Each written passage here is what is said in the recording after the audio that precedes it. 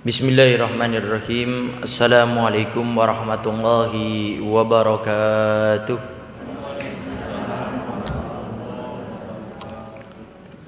Alhamdulillah. Alhamdulillahi rabbil alamin.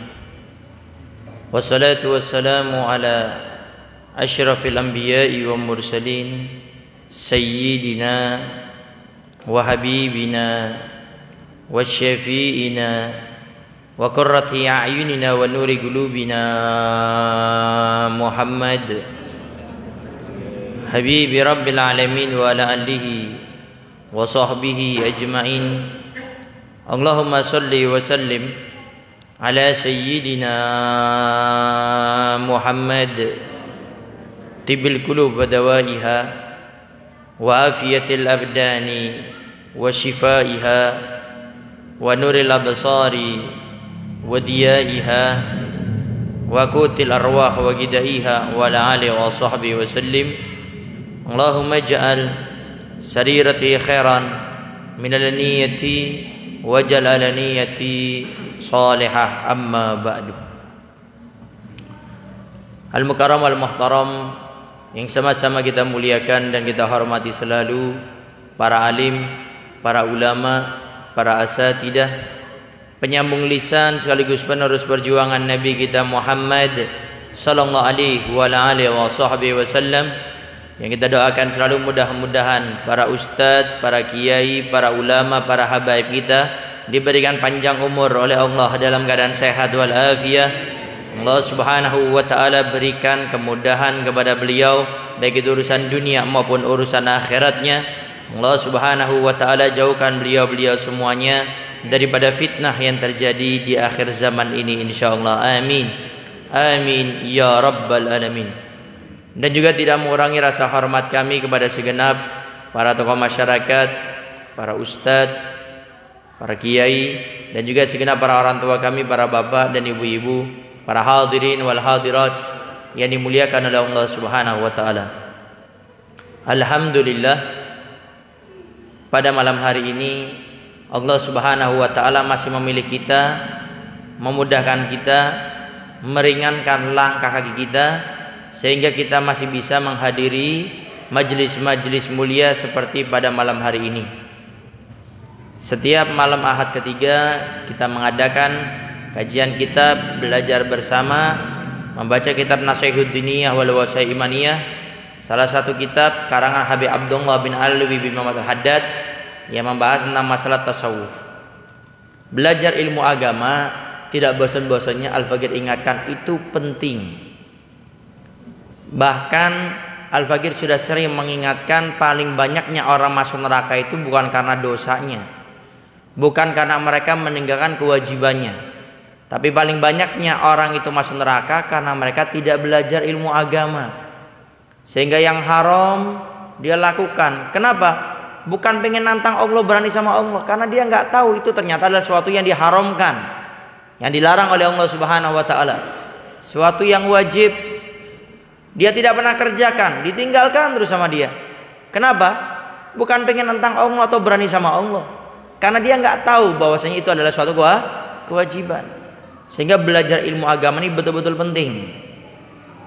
Apalagi beberapa saat yang lalu ada yang bertanya kepada Al-Faqir, waktu itu di program Ngopi kalau tidak salah, ngobrol perkara iman. Nah, ini Al-Faqir di majelis Al-Wasilah, di antara program-program majelis itu kita ada suling subuh keliling. Jadi kita setiap subuh itu sholat subuhnya muter-muter di Kelurahan Windu Haji. Nah, kita setiap subuh tuh pindah-pindah musola. Kita sama teman-teman datang, dan alhamdulillah saat ini kebanyakan malah anak mudanya. Kalau dulu, kalau Al-Faqir masih ingat, kita buka suling itu cuma 2 orang.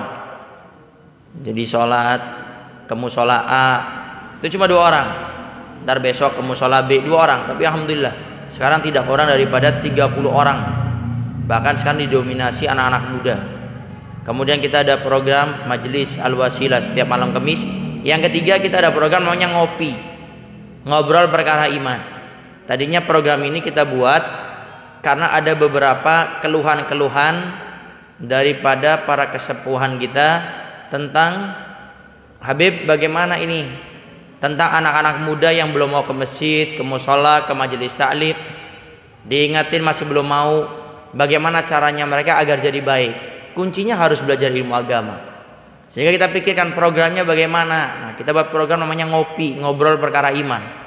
Jadi di program tersebut saya Al-Fagir nggak baca kitab. Itu programnya ngobrol santai, tanya jawab seputar agama. Jadi ini barangkali di sini bisa dipakai. Dan alhamdulillah kita ada 8 tempat di Kelurahan Windu Haji. Itu alhamdulillah pemuda-pemudanya akhirnya bisa belajar ilmu agama. Bahkan ustadz, kiai, kesepuhan RT RW-nya bersyukur. Habib, kita dulu itu musola itu rame sama anak muda itu maghrib. Itu pun kalau mereka ada. Sekarang alhamdulillah Habib, malam pun rame sama mereka. Subuh itu rame sama mereka. Jadi subuh, ya namanya subuh anak muda. Ini subuh rame sama mereka. Makanya kalau kita ada anak muda yang mungkin masih belum bisa kita ajak ke masjid, ke musola, kita ingatkan masih belum bisa, coba praktekkan program ngopi itu, insya Allah khair.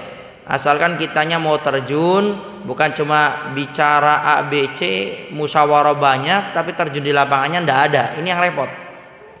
Karena anak muda itu sepengetahuan Al-Fagir itu mereka tuh cuma pengen diakui, kemudian pengen ada yang merangkul, bukan untuk digunjing, dibicarakan, nggak ada faedahnya. Kita yang saat ini berjuang mati-matian membuat masjid kita makmur dengan majelis-majelis taklim, kita membuat pondok pesantren, membuat kegiatan-kegiatan keagamaan, tapi saat ini kita acuh sama anak muda, nggak mau ngurus anak muda, tunggu 10 tahun ke depan. Ntar mereka yang main gaple depan masjid musola kita, ntar mereka yang minum minuman keras di depan pondok pesantren majelis kita. Sekarang belum kebayang, tapi lihat aja sekarang pemuda-pemudi kita saat belajar ilmu agama di mana? Waktu maghrib isya di mana mereka? Nah saat ini kita yang ustadz kiai ulamanya acuh, nggak mau terjun ke lapangan, nggak mau ngurus langsung, nah jangan salahkan. Jadi perjuangan kita yang sudah 30 tahun, 40 tahun, 50 tahun itu seperti membangun istana pasir di pinggir laut, ombaknya datang habis dengan seketika itu juga. Nah ini kalau bisa ntar betul-betul dibuat. Alhamdulillah kemarin kita juga bukan cuma di Windu Haji, kita kemarin ke Garawangi, ke apa? Nanggreng Nanggerang di Garawangi itu apa? Nanggerang ya, daerah Nanggerang. Kita buat ngopi di sana, masya Allah. Al-Fagir saya pribadi juga kaget. Itu pemudanya mungkin bisa dibilang 100 lebih. Jadi haus anak muda itu belajar ilmu agama. Karena Al-Fagir punya prinsip anak muda itu berhak jadi orang baik. Orang yang nakal itu bukan karena mereka nakal, karena orang yang baik nggak mau terjun ke mereka. Dan orang yang baik yang punya ilmu agama nggak mau terjun kepada mereka yang nakal, yang tidak baik. Hati-hati, takut di hari kiamat dituntut oleh Allah dengan mereka antar. Nah waktu itu ada yang bertanya seperti ini. Ini penting belajar ilmu agama. Habib, Ustadz, bagaimana hukumnya kalau ibu-ibu perempuan senam, jogging, senam? Bagaimana hukumnya seorang perempuan ibu-ibu yang senam? Al-Fagir jawab, senam boleh-boleh saja, tapi harus memenuhi syarat. Rinciannya, pertama, seorang perempuan boleh ikut senam, satu, tempatnya harus tertutup. Tidak boleh ada laki-laki yang melihat, tertutup. Bukan di alun-alun, bukan di lapangan terbuka, tertutup. Ya, karena di sana banyak laki-laki, maka tidak diperbolehkan, harus tertutup. Jangan sampai senam pengen olahraga, pengen kesehatan, sehat di dunia, di akhirat disiksa sama Allah. Yang kedua, yang ngajari senamnya harus perempuan tulen, 100% perempuan. Laki-laki tidak boleh atau separuh-separuh, nggak laki nggak perempuan. Jadi harus perempuan yang ngajarinya. Yang ketiga, auratnya harus tertutup. Jadi jangan mentang-mentang sesama perempuan kemudian pakai celananya sepaha. Aurat perempuan di antara perempuan yang lainnya apa? Ma baina surrati wa rukbati, di antara pusar sampai ke lutut. Maka itu dijaga auratnya. Yang keempat, nah ini.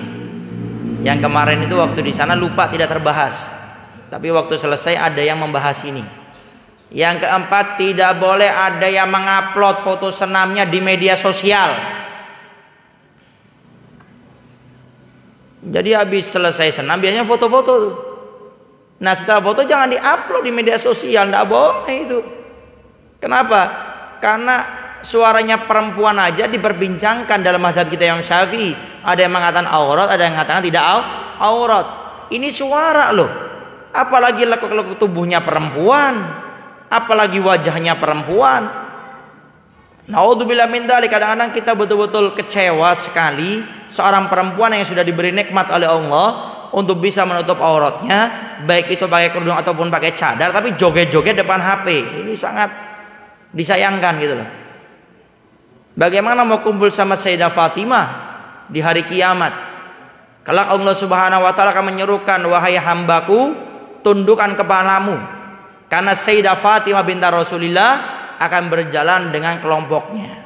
Nah, sekarang siapa yang bakal berdampingan dengan Sayyidah Fatimah? Perempuan mana yang bakal ikut Sayyidah Fatimah? Yang Sayyidah Fatimah sudah memberitahu ciri-cirinya.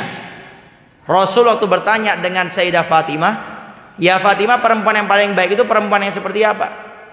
Sayyidah Fatimah menjawab, wahai ayahku Rasulullah, perempuan yang paling baik itu adalah perempuan yang tidak mau melihat laki-laki dan dirinya tidak mau dilihat oleh laki-laki. Sekarang bagaimana kalau yang upload di media sosial? Qosidah, nyanyi, diupload di media sosial. Lebih parah lagi joget-joget, nggak punya malu tak? Atau urat sarafnya sudah lepas. Di media sosial joget-joget, mau apa? Hah? Mau dibilang orang gila? Hah? Apa mau gantian yang orang gila jadi sehat, yang joget-joget jadi orang gila? Kan enggak. Makanya kalau sudah perempuan nggak punya malu, itu kerudungnya, cadarnya cuma casing saja itu, nak. Makanya rasa malu itu penting. Nutup aurat wajib, nggak pakai nawar-nawar.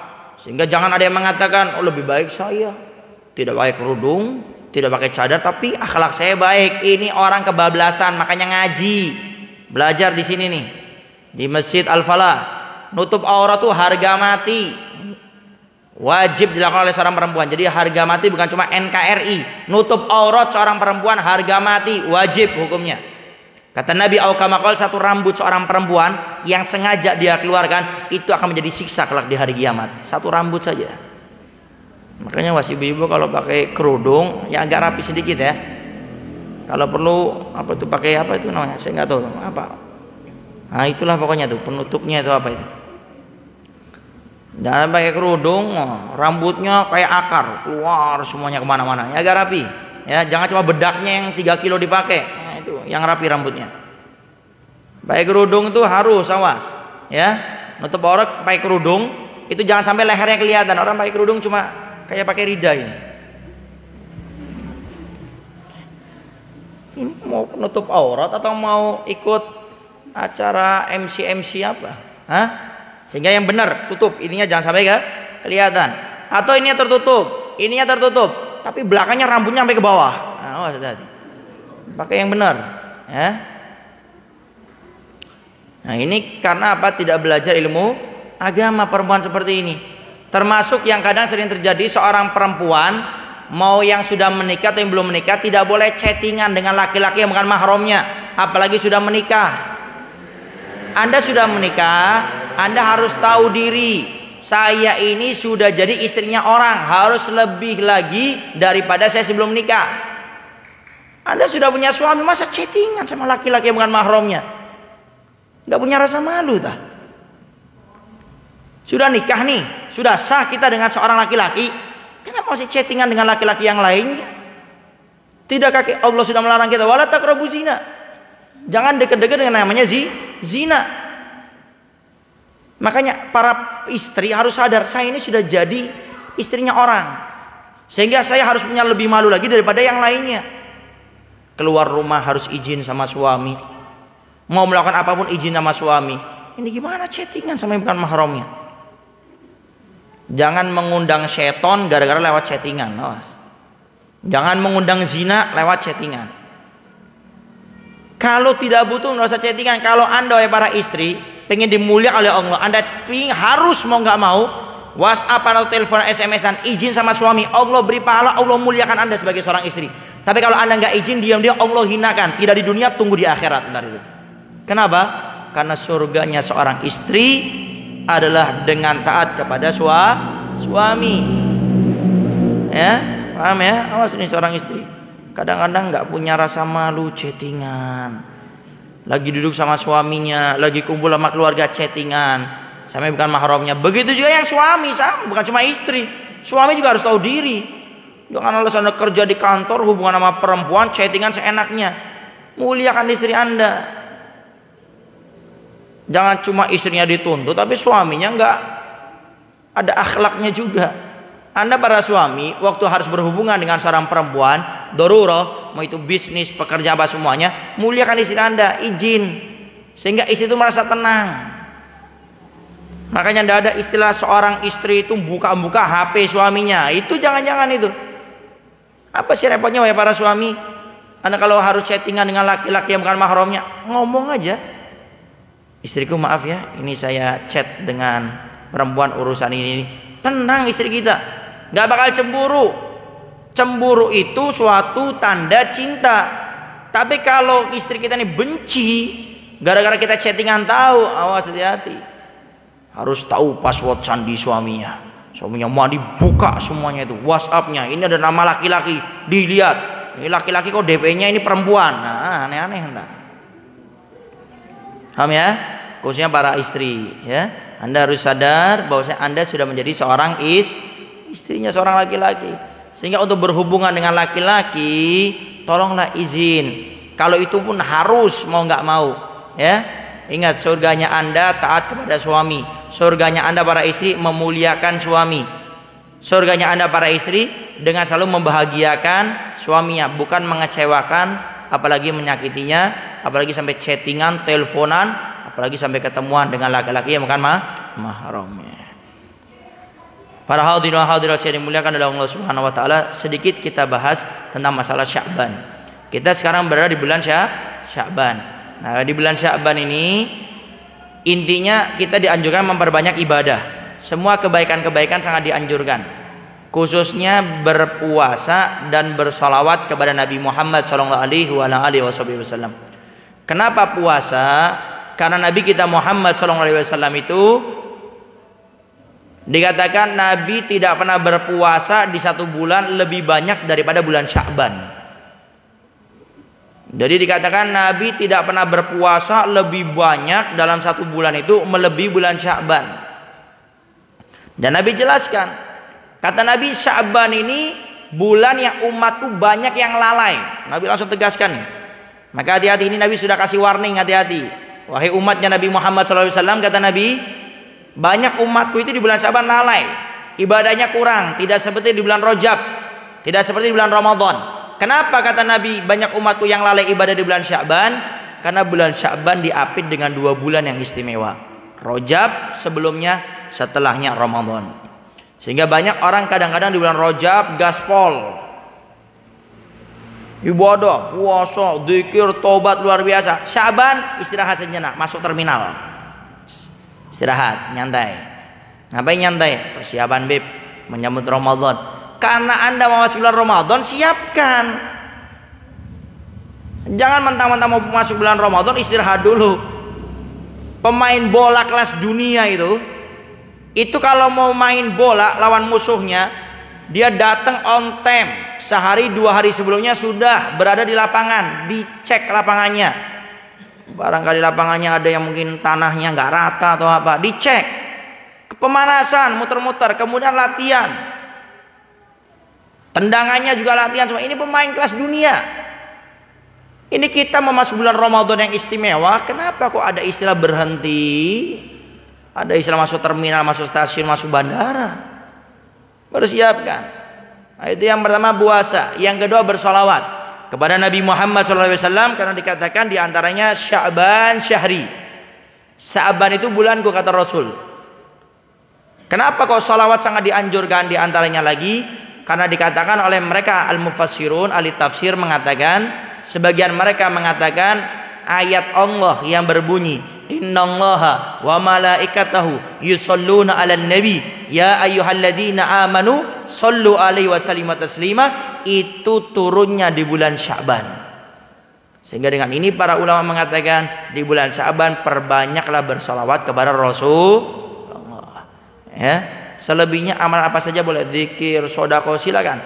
Cuma yang lebih diutamakan adalah dengan kita berpuasa dan juga bersolawat. Baik. Kemudian sedikit kita bahas masalah Ramadan, karena insya Allah ini pertemuan kita rehat, tawakuf, istirahat sejenak majelis taklim, nggak libur ya, istirahat sejenak ya, karena antar bulan Ramadan Al-Fagir pun punya majelis di luar pun semuanya kita liburkan ya, acara-acara di luar kita liburkan biar fokus untuk berpuasa di bulan Ramadan. Tapi entar kalau pengen lihat kegiatan Al-Fagir silakan ntar lihat di Facebook Instagram Al-Fagir. Jadi Al-Fagir Ramadan juga nggak pingin libur majelis taklimnya, cuma majelis taklim apa itu online ya. Kita ntar subuh ada kajian, kita usahakan duha juga ada kajian, sore kita ada kajian, kemudian malam juga kita ada kajian. Tapi itu sifatnya di window haji saja. Karena rencana kita malam pengen membuat namanya tarling, barangkali bisa dibuat taraweh keliling. Jadi buat silaturahmi kita datang mempererat ukhuwah. Jadi alhamdulillah kita gunakan suling, subuh keliling, itu luar biasa, ukhuwahnya luar biasa. Kita ngadakan acara-acara, dukungannya, supportnya luar biasa.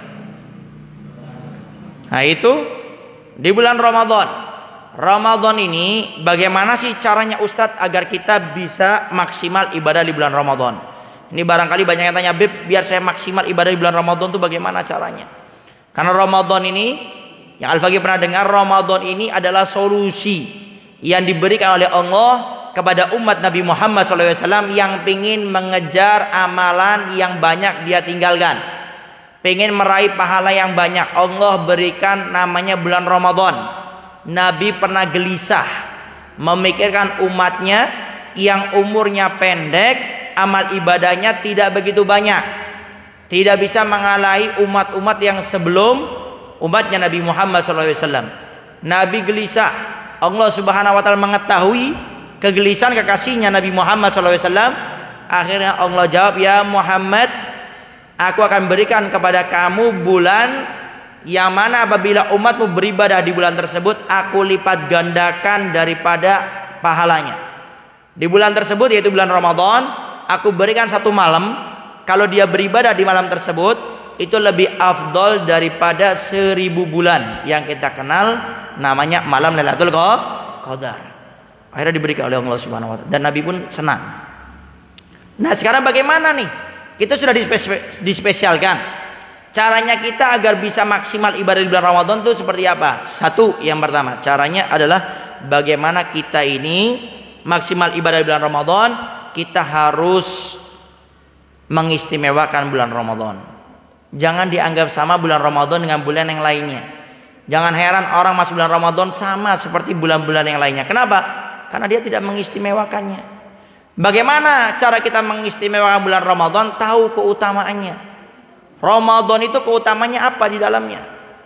Kata Nabi, orang yang beribadah sunnah di bulan Ramadan dilipat gandakan pahalanya jadi wajib. Jangan dibayangkan sunnah ke wajib itu seperti SD naik ke SMP. Oh, beda jauh kata para ulama. Kita punya ibadah sunnah itu dilipat gandakan menjadi wajib.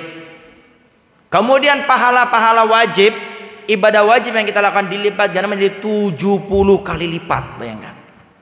Dan itu cuma ada di bulan Ramadan. 1 detik kita keluar bulan Ramadan, tidak ada itu semuanya, tidak ada. Sehingga bayangkan keutamaan keistimewaan daripada bulan Ramadan. Maka kita insya Allah akan memuliakan bulan Ramadan, maksimal ibadah di dalamnya. Kemudian yang kedua, cara agar kita bisa maksimal ibadah di bulan Ramadan, caranya adalah mulai sekarang kita ini mengatur waktu. Saya punya waktu Ramadan ini 30 hari. Saya pengen apa? Memperbanyak ibadah dalamnya, diatur. Pengen berapa kali hatam Quran? Sekali Ustadz, paling tidak Habib, diatur. 1 juz itu kurang lebih ada sekitar 18 lembar. Anggap aja 20. Kita bagi sholat 5 waktu. Setiap sholat itu kita baca 4 lembar.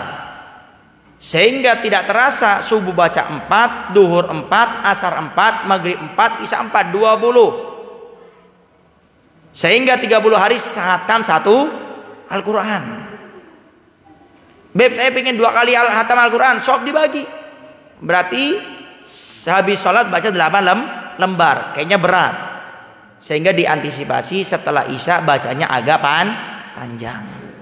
Diantisipasi duhanya juga baca Al-Quran. Sambil nunggu sholat duhur, baca Al-Quran. Setelah sholat duhur, jangan pulang dulu, baca Al-Quran. Sehingga intinya diatur dari sekarang. Jadi kalau kita ingin maksimal ibadahnya di bulan Ramadan, diatur waktunya dari sekarang. Jangan cuma pintar kalau dagang diatur semuanya, hari ini, besok, lusa ini. Pintar kalau cari duit. Kalau pas ibadah kenapa tiba-tiba jadi kurang cerdas? Nah, yang kedua caranya mengatur waktu. Yang ketiga caranya adalah menjaga kesehatan. Ini nomor 3 ini suka diremehkan, cuma ini luar biasa. Ada orang itu kadang-kadang ngentengin, gak usah sahur, saya lebih milih tidur daripada sahur. Ada yang kayak gitu. Padahal Nabi sudah pernah mengingatkan, tasaharu fa inna fis sahar barokah. Bersahurlah kalian, karena dalam bersahur itu ada keberkahan, ada kekuatan. Ya Allah berikan keberkahan. Sehingga jaga kesehatan. Di antaranya lagi cara menjaga kesehatan apa itu? Dengan kita itu kalau buka puasa jangan balas dendam sistemnya. Buka puasa langsung nasi goreng, nasi padang, nasi kuningan, nasi cerbon. Kemudian minumannya dari kolaknya, kacang hijaunya, es campur, es teler, es, macam-macam. Sehingga waktu akan melaksanakan sholat tarawih ngantuk, akhirnya gelelengan, tidur nggak sholat tarawih. Kemudian setelah itu sakit perutnya. Kenapa? Tidak menjaga daripada pola makannya. Sehingga atur kesehatan. Bisa juga kurmanya diperbanyak, bisa juga madunya, jaga kesehatan. Yang keempat, nah ini yang paling penting. Apa itu? Jadikan ini Ramadan seakan-akan Ramadan saya yang terakhir. Siapa yang paling bisa menghadirkan ini mungkin Ramadan saya yang terakhir, saya yakin itu orang paling ibadahnya paling maksimal. Kenapa? Ini mungkin Ramadan saya yang terakhir. Ada kan orang masuk bulan Ramadan malah fokusnya jualan, ada kan? Udahlah gampang, saya ibadahnya tahun depan Ramadannya. Sekarang lagi ngejar target. Saya pengen naik haji nih, saya pengen umroh entah di bulan Syawal, sehingga saya gaspol ini dagangnya. Ada. Hadirkan ini mungkin Ramadan saya yang terakhir, sehingga dia memaksimalkan waktunya. Tapi kalau orang tidak meyakini, ibadahnya enak-enakan aja, suka-suka. Ya. Ini dikatakan oleh Habib Ali Habsyi, orang yang mendapatkan, orang yang ingin mendapatkan malam Lailatul Qadar, itu caranya kata beliau, kata Habib Ali Habsyi, pengarang Maulid Syamsul Duror, orang yang ingin mendapatkan malam Lailatul Qadar caranya adalah dengan dia meyakini setiap malam bulan Ramadan adalah malam Lailatul Qadar. Meyakini setiap malam bulan Ramadan adalah malam Lailatul Qadar. Maksudnya apa? Ibadah. Bukan cuma yakin, nggak ada ibadah. Bukan itu. Meyakini itu artinya dia maksimal ibadahnya. Kenapa? Malam ini mungkin malam Lailatul Qadar, besok malam Lailatul Qadar, sehingga dia maksimal ibadahnya. Allah tidak akan memberikan malam Lailatul Qadar kepada mereka orang yang malas ibadahnya, apalagi pilih-pilih waktu. Ibadahnya cuma mau semangatnya di 10 ganjil yang terakhir. Mustahil Allah berikan malam Lailatul Qadar sama mereka itu. Dari pertama tuh yang semangat. 2 orang kerja di pabrik yang sama, yang satu rajin masuknya, yang satunya enggak. Yang satu ini dari tanggal 1 sampai 20 rajin, nggak pernah absen. Rajin masuknya luar biasa. Tanggal 21 sampai akhir dia sakit. Yang nomor 2 dari tanggal 1 sampai 20 nggak pernah masuk. Kalaupun masuk kerjanya nggak jelas, nggak benar kerjanya. Kemudian tanggal 21 sampai akhir kerjanya semangat. Kenapa? Mau gajian. Sekarang kira-kira bosnya melihat 2 orang ini, yang dikasih gaji yang mana? Yang pertama atau yang kedua? Pertama atau kedua? Pasti yang pertama. Itu kita manusia. Bagaimana Allah? Mau pintar-pintaran sama Allah? Hah? Mau pintar-pintaran sama Allah? Ibadahnya cuma 10 ganjil terakhir. Gara-gara pernah ada yang mengatakan Lailatul Qadar berada di 10 ganjil terakhir. Makanya kadang-kadang ini penyakit juga nih. Awas. Ramainya muji musola sama orang-orangnya cuma malam 21, 23, 25, 27, 29. Awas. Pengen meramaikan malam itu silakan, enggak apa-apa, cuma jangan kita fokus sama malam itu saja.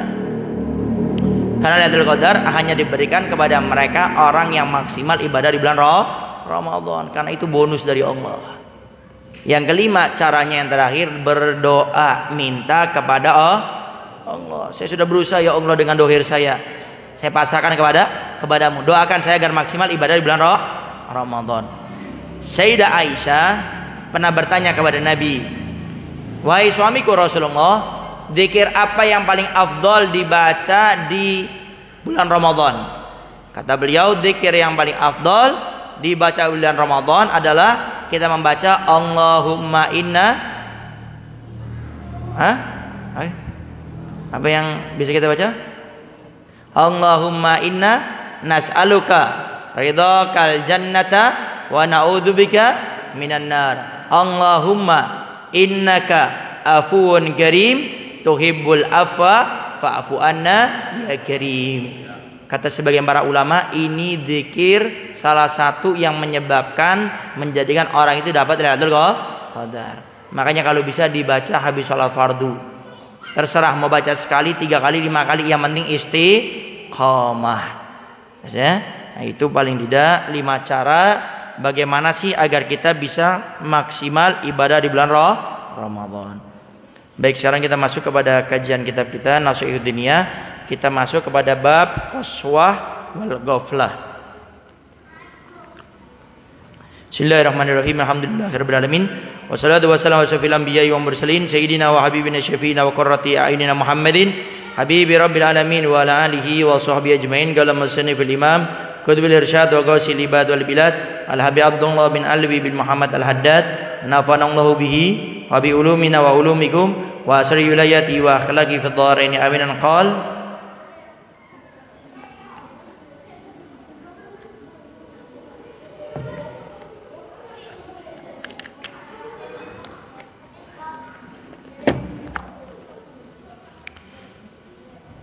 wa iyyaka wal qaswata, hati-hatilah engkau daripada hati yang keras. Qaswa itu artinya keras. Wa iya ghaltul qalbi wa jumudihi hatta la yata'athara bil mau'idati. Dikatakan bahwasanya hati-hati kamu dengan hati yang keras. Hati yang keras itu apa? Hati yang tidak mau mendengarkan nasihat sama sekali. Bedanya qaswa sama ghaflah ntar kita baca. Kalau qaswa itu sama sekali nggak mau nerima. Kalau ghaflah dia masih bisa menerima. Itu bedanya qaswa sama ghaflah. Kalau qaswa dia mati hatinya, nggak nerima sama sekali. Kalau ghaflah dia kadang tidak nerima, kadang nerima. Hati yang mati itu hiya ghaltul qalbi wa jumudihi, yaitu kerasnya hati sehingga la yata'athara, tidak membekas bil mau'idati, dalam nasihat. Jadi hati yang keras itu kalau diingatkan nggak pernah dengar. Wala yariqqa wala yalina inda dzikril mauti, hati yang keras itu tidak akan lembut tatkala diingatkan kematian. Kita kalau didengarkan kematian tuh kita kadang-kadang takut, ngeri. Hati-hati bu, kalau ibu saat ini sama suaminya kurang ajar, ntar ibu mati, meninggal, hati-hati bakal disiksa oleh Allah di neraka. Di kuburannya akan didatangi malaikat munkar nakir, disiksa terus sampai hari kiamat. Kita merasa khawatir. Bapak hati-hati, yang punya istri yang belum nutup aurat tidak diingatkan, tidak ditegur, hati-hati. Itu istri akan jadi bumerang kepada suaminya, sehingga nanti akan dapat siksa kelak di hari kiamat. Kita merasa khawatir, takut. Tapi hati yang qaswah, yang keras, dia nggak peduli. Oh masa bodoh. Bahkan diingatkan nggak terima biasanya. Neraka saya kok Ustadz, ada apa Ustadz urusan sama saya? Saya minuman keras, yang disiksakan saya, Ustadz nggak bakal disiksa. Saya berzina, Ustadz, biar urusan saya. Siksa saya. Adab ada, neraka pun saya, Ustadz nggak bakal ikut-ikutan. Ini hati yang qaswah, sudah nggak terima, kadang-kadang malah nyalahin orang yang mengingatkannya. Wal wa'di, janji Allah nggak ngefek sama dia. Mereka orang yang sholat berjamaah, orang yang istiqomah sholat 5 waktu, akan diberikan semua kebaikan demi kebaikan, dimudahkan urusan dunianya apalagi akhiratnya. Nah itu adik-adik mau hadir majelis atau mau ngobrol? Nah, masuk aja masuk. Nah lain kali ini yang adik-adiknya diatur. Nah wayahna. Kalau anak kecil itu memang waktunya main, waktunya ngobrol, tinggal diatur saja, ya. Jangan apa bahasanya? Jangan dimarahin atau jangan diapa. Ya, memang anak kecil. Kalau dibawa ke masjid, ya resiko. Ya. Tinggal bagaimana DKM-nya, orang-orang tuanya ngarahin, ya. Kalau Al-Fagir saya itu waktu di Dalwa, saya jadi pengurus, saya ngurus anak-anak kecil-kecil kayak gini di Dalwa. Itu saya kelompokkan dan saya duduk di tengah-tengah mereka. Kalau yang lain-lainnya sudah banyak yang ngurus. Nah, yang kayak gini nih yang jarang ada yang ngurus. Kenapa? Paling susah ngurus kayak gini, tapi pahalanya paling besar. Jarang ada ustadz kayak ulama mengurus yang kayak gini, jarang. Cek di desa kita, di tempat kita, ada ndak ustadz yang mengurusin kayak gini? Jarang. Cek di desa, di kota kita, cek, jarang. Kenapa? Karena kalau yang mau ngurus ini harus super sabar, tapi pahalanya paling besar. Ini mereka ntar nih kalau jadi besar, yang ustadz kayak ulama ngajari alibata itu pahalanya ngalir nggak bakal terputus. Kenapa? Karena dia bisa baca Quran, dia jadi ustadz jadi kiai itu karena ustadz kayak ulama yang dulu ngajari alibata. Makanya jarang ada ustadz kayak ulama mengurus ini, jarang. Mengurusinya ya yang bapak-bapak, ibu-ibu, jarang mau yang kayak gini. Makanya Said Alawi, abahnya Abu Yazid Muhammad Al-Maliki, itu beliau itu seorang alim, ngajar di Mekah, Masjidil Haram, ngajar di Madinah, Masjid Nabawi. Bukan sembarangan orang ini. Tapi beliau menyempatkan waktu ngajarin kayak gini. Kecil-kecil kayak gini. Sampai mereka ditanya, "Ya Habib, enggak pantas. Orang seperti engkau ngajari anak kecil enggak pantas, Habib." Apa kata beliau? Khairun nas man ta'allamal Qur'an wa 'allamahu. Mengutip daripada hadis Nabi. Sebaik-baik manusia adalah yang mengajari, yang belajar Al-Quran dan mengajari Al-Quran. Siapa itu? Ya anak-anak kecil ini, ya. Makanya Al-Fagir juga di Window Haji sekarang lagi buat PR ini untuk ngurus yang kayak gini. Kita yang muda alhamdulillah, yang dari SMA ke atas alhamdulillah, ini kita lagi ngurus yang kelas 4 SD sampai SMP ini. Karena Pak, mungkin di antara mereka ini yang saat ini ribut, mungkin mereka yang bakal meneruskan perjuangan Masjid Al-Falah ini. Jangan remehkan. Mungkin mereka yang bakal jadi presiden, mungkin nggak tahu tahun berapa itu, ntar tinggal lihat sendiri aja ada ndak itu ntar. Mungkin mereka. Nah, maka ulama kita mengatakan satu generasi itu akan hancur kalau sudah anak-anak kecilnya jarang di masjid. Kenapa? Ya karena mereka lebih senang di luar. Kan nggak jarang, banyak sekarang nih, bukan banyak, beberapa ada anak-anak kecil sudah mulai belajar ngerokok, ada pakai vape. Saya pernah cerita di sini kan, anak kelas 4 SD pakai vape, rokok elektrik gitu, yang pakai di cas itu. Kemudian juga ada anak-anak SMP sudah kena narkoba. Kenapa? Karena nggak ada yang terjun untuk ngurusi mereka. Lebih senang ngurusin bapak-bapak, ibu-ibu, ya kan? Kalau ngurus bapak-bapak, ibu-ibu insya Allah gampang ya, karena sudah ingat kuburan terus, ya kan? Kalau kuburan lihat batu nisan, seakan-akan kayak dipanggil, "Ayo Bu, Pak, sini masuk." Sehingga kalau ngurus bapak-bapak, ibu-ibu insya Allah banyak. Tapi ngurus anak muda yang kecil-kecil ini, nah jarang. Makanya ntar apa ini? IRM ya. Nah, coba IRM tuh dibentuk buat ngurus anak-anak kayak gini. Jadi kalau kegiatan kayak ini mungkin hadroh, kalau sudah selesai ngurus yang kayak gitu, tinggal dibagi ntar, ya. Karena anak kecil itu adalah dasar mereka ini untuk menuju kemuliaan di masa besar. Makanya kata para ulama, kalau engkau ingin melihat seorang anak di masa besarnya menjadi seorang ulama, menjadi orang yang besar, lihat di masa kecil mereka. Anak kecil biasanya main ribut, tapi dia hadir majelis taklim, dengerin, ndak ribut, sholat berjamaah. Ini ciri-ciri kata para ulama dia akan menjadi orang yang besar. Dan bagaimana mereka jadi orang yang besar kalau kita yang saat ini tidak mau perhatian sama mereka. Makanya kalau bisa di Al-Falah ini bukan cuma di kajian Al-Fagir ya, bukan cuma di kajian saya, jangan salah paham ini. Di semuanya diatur. Bagaimana anak kecil dengerin, kemudian tidak ribut. Karena anak kecil itu gimana kita coba deh. Pas kita tempatkan ada yang duduk di sana udah diem. Apalagi yang duduk di sana tuh ngerespon. Pasti bicara lagi, pasti, nah mungkin anak kecil. Wayahna. Saya bahasa Sunda tuh paling senang tuh kalimat itu, wayahna wayahna, paling enak tuh bahasa ikhlas itu kalau menurut Al-Fakir, wayahna wayahna. Jadi ntar tinggal ada satu orang dua orang duduk di tengah-tengah mereka, insya Allah nggak bakal ribut, nggak ribut kan, asal ada yang ngatur gitu aja. Anak kecil tuh gimana yang tuanya, gimana yang ngaturnya, ada yang ngatur pasti akhir. Nah, wal wa'id, kemudian ancaman, nggak takut itu. Hati-hati kamu kalau nggak sholat, satu sholat yang kamu tinggalkan bisa menyebabkan engkau masuk neraka. Nggak takut dia, nggak khawatir. Hati yang keras. Wa ahwalul akhirati, keadaan-keadaan di hari kiamat. Ada mahsyar, matahari sejengkal. Kemudian tadi sana ada tempat menerima kitab. Di sana ada namanya tuntut menuntut. Di sana jembatan Shiratal Mustaqim. Ada di sana neraka dengan siksanya macam-macam. Nggak takut dia. Hati yang sudah keras. Qala sallallahu alaihi wasallam, Nabi Muhammad SAW mensabdakan, abadul asya minallahi ta'ala al-qalbul qasi, kata Nabi. Paling jauhnya sesuatu yang menjauhkan seorang daripada Allah itu adalah hati yang keras. Paling jauhnya orang, artinya orang paling hina. Kenapa? Karena hati tempat pandangan Allah. Tatkala tempat pandang Allah ini rusak hati tersebut, dia akan jauh dari Allah Subhanahu wa taala. Makanya jangan cuma sibuk memperhatikan casingnya aja. Kulit sudah mulai agak hitam gara-gara sering di sawah, mulai pakai hand body, pakai apa? Sabun muka. Badan sudah mulai agak gemuk, mulai yang laki-laki fitness atau apa. Ibu-ibu sudah mulai gemuk, kemudian mulai apa? Diet. Tapi hati ini tidak kita perhatikan.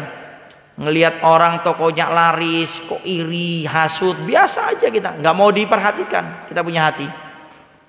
Ngelihat orang kadang-kadang berbuat kebaikan, kadang-kadang kita seudon sama dia, paling juga karena pengen dipuji, mau nyalonin jadi lurah, mau nyalonin jadi ini.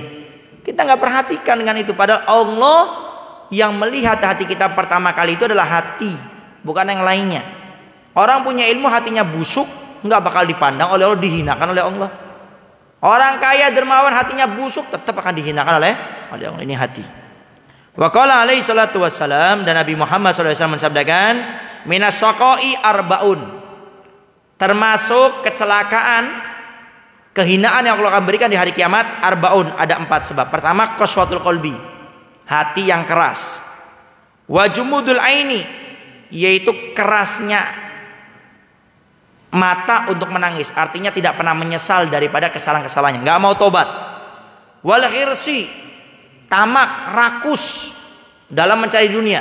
Mencari dunia itu boleh, tapi mencari dunia yang melalaikan orang akan kewajibannya, mencari dunia sampai melakukan yang haram, mencari dunia sampai berbuat dolim sama orang lain, itu namanya al-khirsi, tamak. Kalau kita mencari dunia banyak nggak apa-apa selama tidak melalaikan kewajiban kita kepada Allah dan manusia, tidak melakukan yang haram nggak apa-apa. Bahkan mungkin dengan kita mencari dunia yang banyak, kita bisa nolong orang, pembangunan masjid, musola, pesantren, ustadz berjuang, punya acara, dibantu semuanya. Watulul amali, dan juga panjangnya angan-angan. Kalau kita masih ingat, cinta dunia itu pintu masuknya sudah kita bahas lewat angan-angan. Fahtaris min hadil arba'i, hati-hati engkau daripada 4 kriteria tadi. Wafil hadis al-akhar, dalam hadis yang lainnya Nabi jelaskan, wa alamu annallaha la yaqbalu du'a min qalbin ghafilin. Kata Nabi, ketahuilah Allah tidak akan menerima doanya hati yang lalai. Sini, yang merasa sering ingat ayat Allah, ud'uni astajib lakum, minta kepadaku kata Allah akan aku berikan. Saat Habib saya sering berdoa tapi tidak dikabulkan sama Allah. Coba cek, mungkin kita doa hati kita tidak pernah khusyuk. Kita doa ya Allah ya Allah ya Allah, tapi hatinya kemana-mana. Itu salah satu sebab doa kita tidak dikabul oleh Allah, karena hati yang lalai. Jadi kalau doa itu yang serius, minta sama Allah itu yang serius. Doa ya Allah berikan kami kemudahan ya Allah untuk sholat berjamaah, hatinya tuh fokus khusyuk. Itu penyebab doa akan dikabul oleh Allah. Tapi kita doa ya Allah mudah-mudahan motor lewat dilihat, motor siapa itu? Lagi doa ya Allah ada ibu lewat, Bu mau kemana Bu? Lagi doa pakai nanya-nanya orang. Hati yang khusyuk waktu berdoa. Di antaranya lagi sedikit kita bahas, waktu doa itu agar kita dikabulkan oleh Allah, adabnya diperhatikan waktu berdoa. Di antaranya apa? Kalau kita berdoa sama Allah itu, hadirkan kita ini merasa butuh dengan Allah. Di antaranya kata para ulama, kalau doa itu tangannya itu diangkat, ya, jangan doa cuma gini aja, tangannya biasa, gini aja. Ya Allah, amin, amin, cuma amin tangannya gini, amin, amin. Bahkan sebagian mengatakan kalau bisa itu tangannya juga jangan cuma taruh di bawah. Cuma ini tidak wajib ya, ini akhlak adabnya. Ada orang berdoa cuma tangannya di bawah seperti ini. Kalau bisa itu diangkat, minta. Makanya guru-guru kita, para ulama kita kalau doa tuh selalu diangkat, menunjukkan kita butuh sama Allah. Ini termasuk akhlak adab. Ya, di antaranya Al-Fakir dengar kalau nggak salah dari ceramahnya Habib Gures, itu beliau juga menjelaskan ada berdoa itu menghadirkan kita ini butuh dengan Allah. Di antaranya kalau doa minta angkat tangan kita. Wal ghaflatu dunal qaswati. Nah, sekarang hati yang lalai. Dunal qaswati, tidak keras. Apa itu? Wahiyya madmumatun. Tetap hati yang lalai itu tetap tercela, tidak baik. Wahiyya ghayatud darari. Dan hati yang lalai itu adalah puncak daripada bahaya. Wal qalbul ghafil. Nah, hati yang lalai. Apa itu hati yang lalai? Huwallazi, yaitu hati yang orang tersebut la yastaiqidu wa la yatanabbahu, yang tidak bangun, tidak sadar, idza waradat alaihil mawaidu wa zawajiru, yang sudah diingatkan, didatangkan kepada mereka tentang nasihat-nasihat, wa zawajiru, dan ancaman-ancaman. Jadi dia tidak sadar, tidak ingat, wala yaltafit ilaiha, dan dia tidak memperdulikan daripada nasihat-nasihat, larangan-larangan, ancaman, dia nggak peduli. Min ghaflatihi wa sahwihi, karena dari lalainya dan juga daripada lupanya. Wastigolihi, dan sibuknya dia, bili ibihi walahwi, dengan permainannya dan daripada kesukaannya. Wa zakharifi dunyahu, dan gemerlap dunia. Wattaba hawahu, dan mengikuti hawa nafsunya. Kalau Allah Ta'ala li rasulihi alaihi salatu wassalam, Allah Subhanahu wa Ta'ala mengingatkan kepada nabinya Muhammad sallallahu alaihi wasallam, wadkur rabbaka fi nafsika tadarruan wa khifatan dunal jahri minal qawli bil guduwi wal asal wa la takum minal ghafilin. Allah ingatkan sama Nabi Muhammad, ya Muhammad Rasulullah, wadkur rabbaka, sebutkan nama Tuhanmu, fi nafsika, dalam dirimu, tadarruan, secara khusyuk, wa khifatan, dengan menghadiri Allah, wa dunal jahri, tanpa dikeraskan, minal qauli, dari ucapanmu, bil guduwi wal asal, baik itu di pagi hari, di siang hari, ataupun di malam hari. Wala takum minal ghafilin, dan jangan engkau menjadi orang yang lalai. Ini dalil diantaranya kata para ulama, dalil berzikir, berdoa dengan sir lebih afdol daripada dengan bil jahri, dengan dikeraskan. Tapi di sini mah bebas, mau keras silakan, mau pelan silakan, dua-duanya punya keutamaan masing-masing. Yang dipelankan dikatakan zikir dengan dipelankan itu lebih khusyuk. Ini referensi dari ulama yang mengatakan zikir pelan dengan tadarru tersebut, dengan khifah, dengan pelan itu lebih afdal karena jauh lebih khusyuk. Tapi yang mengatakan jahar, disuarakan, dikeraskan, itu lebih afdol karena lebih bisa kita khusyuk juga dalam membacanya. Dan yang paling jelas, menggerakkan orang lain.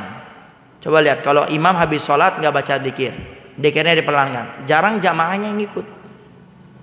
Tapi kalau imam baca dzikir, dikeraskan seperti pada umumnya, makmum yang biasanya nggak baca ngikut paling tidak dengan imamnya. Jadi punya keutamaan masing-masing. Fanahahu, Allah Subhanahu wa taala melarang an ayyakuna min ahlil ghaflati, daripada menjadi orang yang lalai. Kamanahahu, sebagaimana Allah melarang an ta'atil ghafilin, mentaati orang-orang yang lalai. Wasima'i minhum, duduk mendengarkan kepada mereka. Fi qaulihi ta'ala, dari firman Allah Subhanahu wa taala, wala tuti man aghfalna qalbahu an dzikrina wattaba hawa wa kana amruhu furuta. Allah Subhanahu wa taala firmankan di dalam Al-Qur'an, "Wala tuti." Jangan engkau taat man akfalna qalbahu, yang melalaikan diri kita, hati kita dari mereka. Andikrina, daripada kita berzikir kepada Allah Subhanahu wa taala, wattabahawahu, dan kita mengikuti hawa nafsu, wa kana amru furta, dan itu semuanya adalah keadaan yang melewati batas. Jadi di sini Allah melarang kita duduk sama orang-orang yang lalai. Lalai itu apa? Orang yang nggak bisa diingetin. Diingetin kadang nurut, kadang tidak. Tapi kalau ghaflah banyak tidaknya. Nah, kita dilarang duduk sama mereka. Mentaati mereka itu nggak boleh. Karena akan ketarik kepada mereka. Makanya awas ini. Banyak orang-orang baik kumpul sama orang tidak baik, jadi nggak baik. Maka jangan meremehkan. Ada di antara kita kadang-kadang ngentengin. Bahasanya gini, saya duduk sama siapa saja bebas. Saya duduk sama orang yang zina bebas. Saya duduk sama orang yang minuman keras bebas. Saya duduk sama orang yang main gaple bebas. Saya duduk sama orang yang nyari nomor di kuburan togel bebas. Saya duduk sama orang yang ngadu ayam bebas. Ini ucapan seperti ini pintu orang itu akan menuju kepada kejelekan. Kenapa? Karena Imam Ghazali sudah pernah mewanti-wanti kepada kita, boleh duduk dengan orang ahli maksiat dengan 2 syarat, kata beliau. Yang pertama, kita yakin tidak akan terpengaruh dengan mereka. Tidak apa-apa. Yakin tidak akan terpengaruh? Tidak, Ustadz. Benar Ustadz, silakan. Tapi syarat kedua harus dipenuhi. Apa itu? Kita bisa narik mereka kepada kebaikan. Kadang yang satu dia bisa, yang dua enggak. Lalu ngapain ke sana? Iseng. Ada apa kamu masuk diskotik? Iseng, Habib. Saya lihat diskotik kok lampunya itu kelap-kelip. Saya pengen beli saya pengen tahu dulu. Lampu kelap-kelipnya tuh belinya di mana itu? Mereknya apa? Iseng-iseng masa? Enggak boleh. Jadi kita boleh duduk dengan orang ahli maksiat dengan syarat kita bisa narik mereka kepada kebaikan. Kalau kita enggak merasa bisa, enggak usah putus asa. Kita cari orang yang bisa menarik mereka. Sambil kita doakan, kita sebutkan namanya agar mereka bisa menjadi orang yang baik. Wa minal ghaflati an yaqra'al Qur'an wa minal ghaflati an yaqra'al abda al-Qur'ana. Nah, insyaallah ntar kita akan lanjutkan pada kesempatan yang akan datang insyaallah. Macam-macam lalai itu apa saja, ya? Macam-macam lalai apa saja. Dan bagaimana sih cara agar hati ini tidaklah lalai? Cara mengobatinya bagaimana? Insya Allah pada pertemuan yang akan datang akan kita jelaskan. Wallahu a'lam bishawab. Fadhal, silakan, barangkali ada yang mau ditanyakan, silakan.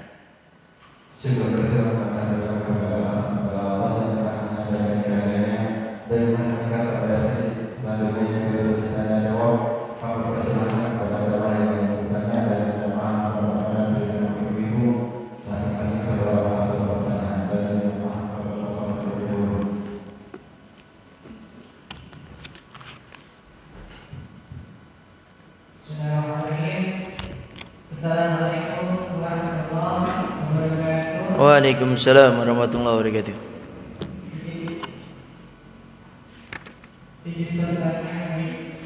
Bagaimana cara kita menjaga hawa nafsu kita terlalu sangat, terutama kami para pemuda, kadang sahur kami masih bergejolak di bagaimana cara kami meredam hawa nafsu, terutama sampai dengan kasih.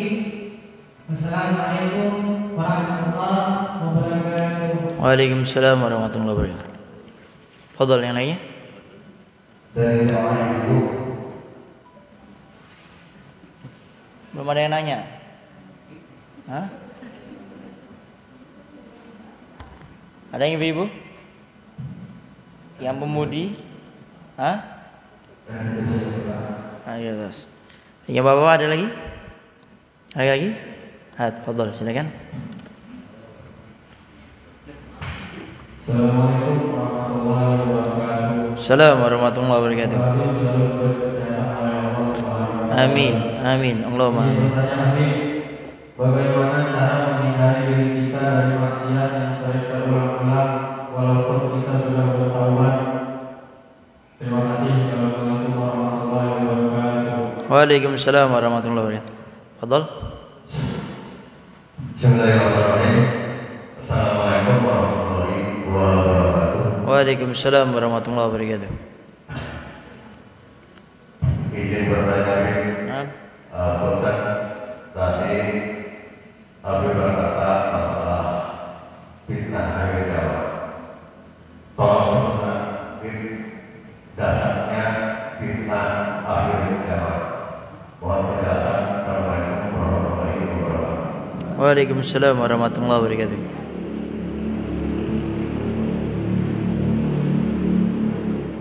Baik, sudah lagi. Nah, bismillah. Sudah. Bismillahirrahmanirrahim. Wallahu a'lam bishawab. Yang pertama, bagaimana cara kita menjaga hawa nafsu kita? Yang pertama kita harus pahami yang namanya nafsu itu apa. Sebelum kita bahas panjang lebar masalah nafsu, kita harus tahu dulu nafsu itu apa sih. Dalam Al-Quran Allah sudah firmankan, innan nafsal ammaratun bisu. Nafsu itu adalah ciri-cirinya itu selalu mengajak kita kepada kejelekan. Jadi kalau kita sudah tahu ini nafsu selalu mengajak kepada kita kejelekan, maka kita harus pahami ini musuh saya. Jangan beri kesempatan celah nafsu untuk mengajak kita kepada kejelekan. Contoh, tatkala kita mau sholat, sudah azan, kemudian setelah itu kita buka HP, mau buka YouTube, buka Facebook, mau buka game, buka aja. Ntar sholatnya gampang, ntar 5 menit lagi baru ke masjid. Nah ini harus kita tutup. Oh enggak, ini nafsu ngajak nggak benar, ngajak kepada kejelekan. Jadi sadari dulu, pokoknya kalau nafsu ini sudah bersuara, kita tutup. Enggak ada, saya harus melakukan kebaikan. Itu yang pertama. Jadi kita harus pahami dulu, nafsu itu selalu mengajak kepada kejelekan, sehingga kita harus musuhi dia. Setiap nafsu itu menyuarakan apapun itu, jangan kita dengarkan, dilawan langsung. Kemudian yang kedua, cara menanggulangi nafsu agar tidak mengajak kita kepada kejelekan adalah dengan kita selalu berzikir kepada Allah Subhanahu wa taala. Kenapa zikir? Nafsu itu selalu menyuarakan pasti di hati kita. Hati yang tidak stabil, hati yang was-was, dia akan mudah bergejolak sehingga mengikuti nafsunya. Nah, sekarang bagaimana agar hati ini tenang? Dia selalu merespon nafsu itu dengan ditolak, dengan dilawan, dengan berzikir kepada Allah. Allah sudah firman dalam Al-Quran, alladzina amanu wa tatmainu qulubuhum bidzikrillah, ala bidzikrillah tatmainul qulub. Wahai orang-orang yang beriman, hati itu akan menjadi tenang dengan kau berzikir kepada Allah. Sehingga orang itu kalau sudah tenang, menghadapi apapun mudah. Coba lihat orang yang tenang. Contoh, ada acara besar, panitianya nih hatinya nggak tenang, pasti melakukan apa-apa tuh serba salah. Banyak salahnya daripada benarnya. Tapi orang dalam keadaan acara besar, dia ada problem A, B, C, hati yang tenang tuh enak. Apa masalahnya? A, oh ini selesainya kayak gini. Apa ini? B masalahnya, oh caranya kayak gini. Ini C, oh ini. Berarti ini dulu, ini dulu, ini dulu. Tenang. Berpikirnya itu mudah. Nah hati ini tidak akan terpengaruh dengan hawa nafsu tersebut kalau hati ini sudah menjadi tenang, yaitu dengan berzikir kepada Allah. Yang ketiga caranya adalah dengan kita selalu belajar ilmu agama. Sehingga setiap nafsu ini bergejolak di antara kita, kita sudah tahu ilmunya. Duduk sama orang-orang soleh. Sehingga duduk dengan orang-orang soleh, dengan orang-orang yang baik, melihatnya saja sudah kebaikan kepada kita. Sehingga perbanyak belajar ilmu agama, karena ilmu agama itu benteng daripada segala macam problematika hidup kita. Orang makin belajar pasti makin baik. Kenapa? Karena dia tahu di dalam menyikapi semua permasalahannya. Makanya tidak heran kalau dalam Al-Quran Allah firmankan, kul hal yastawil ladina ya'lamuna wal ladina la ya'lamun, kata Allah. Kul, katakan ya Muhammad Rasulullah, apakah sama orang-orang yang mengetahui dengan orang yang tidak mengetahui? Beda. Makanya kita harus selalu belajar ilmu agama. Yang terakhir, yang keempat, berdoa, minta kepada Allah agar diberikan ketenangan selalu, kemudian nafsunya ditundukkan dengan kebaikan dan kebaikan. Nah kalau bisa baca dzikir ini sebenarnya sudah sering dibaca sama imam-imam musola masjid kita kalau jadi imam. Cuma kalau bisa ini juga kita baca kalau pas kebetulan kita tidak sholat berjamaah. Apa itu? Ya muqallibal qulub tsabbit qalbi ala dinik. Ya muqallibal qulub, wahai zat membolak-balikan hati manusia, tsabbit qalbi, tetapkan hatiku ala dinik, atas agamamu. Sehingga baca ini diantaranya agar menenangkan hati kita dengan 4 cara tadi. Wallahu a'lam bishawab. Kemudian bagaimana menyikapi dosa yang kita sudah bertobat, kemudian kita mengulangi lagi, bertobat, mengulangi lagi. Bagaimana caranya kita agar tidak mengulangi dosa? Yang pertama, evaluasi. Kenapa saya sudah bertobat kok mengulangi lagi? Ini kenapa ini? Itu yang paling penting.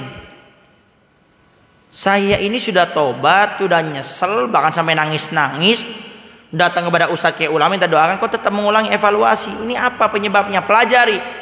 Oh, ternyata gara-gara saya nongkrong di sana itu tuh. Gara-gara suka duduk sama dia ini. Sehingga pelajari. Ya, dan itu biasanya nggak jauh-jauh karena kita sudah bertobat sama Allah, tapi kita tidak meninggalkan tempat pertemanan yang tidak baik tersebut. Sehingga evaluasi, kenapa saya bisa seperti ini? Ntar akan ketemu buahnya, baik dari lingkungan yang tidak baik kita masih nongkrong di sana, teman yang tidak baik kita masih suka duduk sama mereka, atau kita tidak belajar ilmu agama.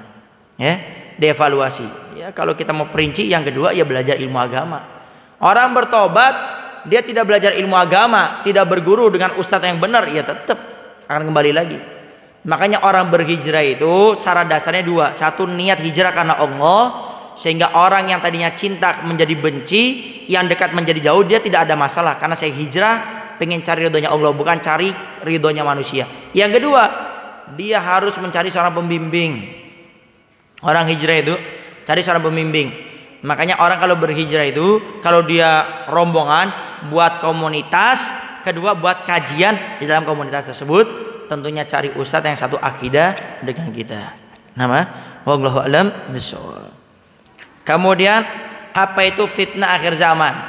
Fitnah akhir zaman itu adalah kejelekan-kejelekan yang terjadi di zaman akhir kita ini, yang mengeluarkan kita daripada agama kita, iman kita, ataupun akidah kita. Ini fitnah. Ya modelnya sama. Cuma yang namanya fitnah itu lebih besar. Kalau dulu perempuan itu yang enggak nutup auratnya sedikit, sekarang di mana-mana ada. Bahkan di rumah pun kita bisa melihat perempuan yang tidak menutup auratnya. Jadi yang dimaksud fitnah akhir zaman itu fitnah kejelekan yang terjadi di akhir zaman, cuma skalanya lebih besar. Itu namanya fitnah akhir zaman. Jadi sama seperti dulu, cuma terjadinya di akhir ini, tapi skalanya lebih besar. Kalau dulu jarang ada seorang itu berbuat dolim sama ustadz kayak ulama. Ustadz kayak ulama dimuliakan luar biasa. Nah zaman kita sekarang ini bukan 1-2, banyak. Terkadang seorang ustadz kayak ulama didolimi, diperlakukan tidak baik. Ini namanya fitnah yang terjadi di akhir zaman. Dulu ada seorang anak berani sama orang tuanya. Sekarang ada, tapi skalanya lebih besar. Dulu riba ada, tapi sekarang zamannya akhir zaman ini riba ada, tapi lebih besar, lebih banyak. Nah, sehingga yang namanya fitnah akhir zaman itu intinya adalah kejelekan-kejelekan yang terjadi di akhir zaman, cuma skalanya lebih besar. Bukan artinya ini baru, enggak, lama, cuma ada di akhir zaman tapi skalanya lebih besar. Kecuali ntar berbicara tentang masalah tanda-tanda hari kiamat itu beda lagi. Memang adanya cuma di akhir zaman. Seperti halnya Dajjal. Dajjal dulu ada, cuma dia terkurung. Kalau entah di akhir zaman Dajjal keluar, bakal menjadi fitnah. Ya'jud wa Ma'jud dulu ada, terkurung, entah di akhir zaman akan keluar. Atau sesuatu yang memang belum ada. Contoh, matahari terbit dari mana? Barat ya, timur barat. Matahari terbit dari di timur. Di akhir zaman fitnah, matahari terbit dari arah barat. Kan tidak ada sekarang matahari terbit dari barat. Tidak ada kan? Nanti di akhir zaman ada. Nah, itu yang dinamakan ada fitnah akhir zaman. Wallahu a'lam bishawab. Baik, kemudian ada pertanyaan tertulis. Assalamualaikum warahmatullahi wabarakatuh. Waalaikumsalam warahmatullahi wabarakatuh. Allahumma sholli ala sayyidina Muhammad, Allahumma sholli alaihi wa alihi wasallam. Izin bertanya, Bib. Di masyarakat masih ada pertentangan tentang memakan kepiting. Ada yang mengatakan haram dan ada pula yang mengatakan halal. Mohon pencerahannya, Habib. Baik. Pahami dulu binatang yang diantaranya dilarang untuk dimakan itu apa? Binatang yang hidup di dua alam. Kembalikan, kepiting hidup di mana? Satu alam atau dua alam? Ya. Kemudian di sini ulama ada berbeda pendapat. Kepiting setahu Al-Faghir hidupnya di dua alam. Dia di laut hidup, di darat juga hidup. Sehingga ulama cenderung mengatakan haram, tidak boleh. Tapi ada sebagian ulama juga mengatakan boleh. Kenapa? Dikatakan karena kepiting ini bisa bertahan di darat itu waktunya nggak lama. Kalau tidak salah itu 6 jam kalau nggak salah. Dia nggak bisa lebih dari 6 jam, pasti mati. Nah, sehingga di sini ulama mengatakan boleh. Kenapa? Karena dia tidak bisa bertahan lama di darat. Jalan tengahnya, kalau tidak doruro nggak usah makan kepiting, dah gitu. Enak ya? Kecuali kita duduk ke rumah orang kepiting, yang lain tidak ada, cuma ada kepiting, makan, jangan usah ragu, ya. Tapi makan di sana ada kepiting, ada lele, ada bandeng, ayam, kambing, sapi, banyak. Maka kepitingnya tidak usah diambil. Kenapa? Karena keluar daripada khilafnya para ulama jauh lebih baik. Paham ya masalah kepiting ya? Wallahu a'lam bishawab.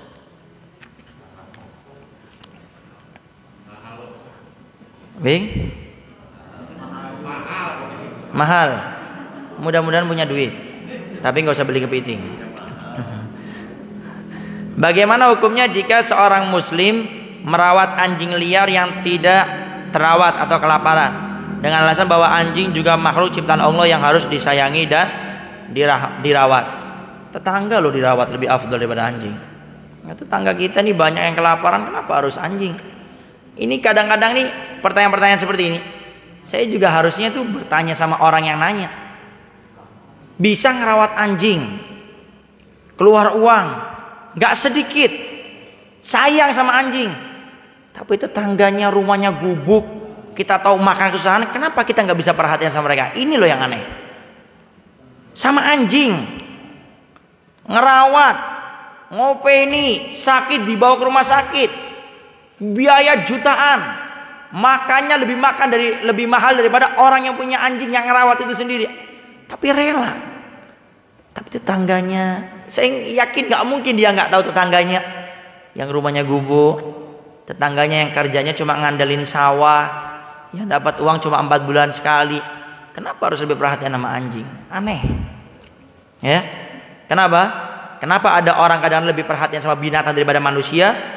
Karena dia tidak mengetahui bahwasannya seorang manusia itu lebih mulia daripada apapun itu.